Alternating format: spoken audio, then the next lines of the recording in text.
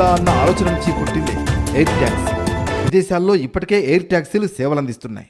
భారత్లో air ట్యాక్సీలతో traffic సమస్యకు పరిష్కారం చూపాలని గుంటూరుకు చెందిన అభిరామ్ సంకల్పించాడు. అంతే, విదేశాల్లో చేస్తున్న ఉద్యోగం వదిలేసి ఇండియాకు. ఇది 4 రకాలు యూజ్ చేయొచ్చు. దానిలో ఫస్ట్ది పర్సనల్ మొబిలిటీ, ఇప్పుడు మీరు చూస్తుంది. సెకండ్ది ఫైర్ ఫైటింగ్ అండి, ఈ త్వరలోనే మేము లైవ్ ట్రయల్స్ అని చూపిస్తామండి. అండ్ ఎయిర్ అంబులెన్స్ అండి, మనకి ఎక్కడైనా సరే యాక్సిడెంట్స్ అయినప్పుడు వెళ్ళిపోయి అక్కడ నుంచి స్ట్రెచర్ అనేది లోపల ఉంటుందండి, దాన్ని బయటికి తీసి ఒక పేషెంట్ని ఎక్కించుకొని తీసుకురాగలరు. అండ్ ఫోర్త్ది పేలోడ్ అండి, అసలు ఇవేం లేకుండా మనకి ఒక కొండ మీద కనుక రోడ్ వేయాలన్నా లేదు హిమాలయస్లో అట్లా చాలా చూస్తామండి. అండ్ ఇక్కడ పక్కన కూడా మనం ఒక కొండ మీద నుంచి ఇంకో కొండ మీదకి వెళ్ళడానికి ఆల్మోస్ట్ ఒక 100 కిలోమీటర్స్ ట్రావెల్ చేసిన సందర్భాలు కూడా ఉంటాయి. అలాంటి సందర్భంలో ఇది ఈజీగా వెళ్ళిపోగలదండి. So it can carry like 150 kg payload అండి.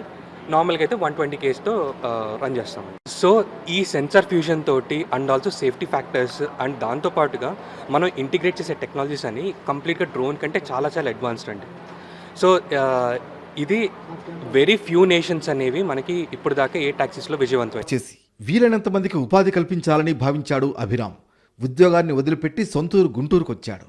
దీనికి మేము ఈవైఆర్ కెమెరాస్, రేడార్ అండ్ లైడార్ తోటి 360 degrees అవేర్నెస్ వచ్చేలాగా దానికి ఇవన్నీ ఫిట్ చేయడం జరిగిందండి. సో దీనివల్ల ఎలాంటి సిచ్యువేషన్లో ఏదైనా సరే పడిపోకుండా సేఫ్గా దాని డెస్టినేషన్కి అది వెళ్ళగలం.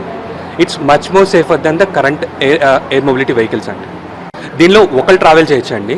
అండ్ రౌండ్ ట్రిప్ కనుక అయితే అంటే మనకి ఒక చోటుకి వెళ్ళి మన పని చేసుకొని అండ్ తిరిగి అదే దాంతో ట్రావెల్ అవ్వాలి అంటే 30 kilometers అండి. లేదు సింగిల్ వేలో వెళ్ళాలి అక్కడ ఛార్జింగ్ కానీ బ్యాటరీ స్వాక్ మనం చేసుకుంటానంటే టోటల్ 60 kilometers అండి. అండ్ దీని ఎండ్యూరెన్స్ వచ్చరికి 45 minutes అండి. Total 100 km to 120 km travel అవుతుంది. సో ఇది మొత్తం కూడా అటోనమస్ అండ్ సెమీ అటోనమస్ మోడ్లో పనిచేస్తుంది. అంటే మన జీపీఎస్ కోఆర్డినేట్ కానీ ఫిక్స్ చేసి ఫ్లైట్ ప్లాన్ గారికి ఇచ్చేసినట్టయితే ఆ ప్లాన్కి తగ్గట్టుగా అది వెళ్ళిపోగలదండి.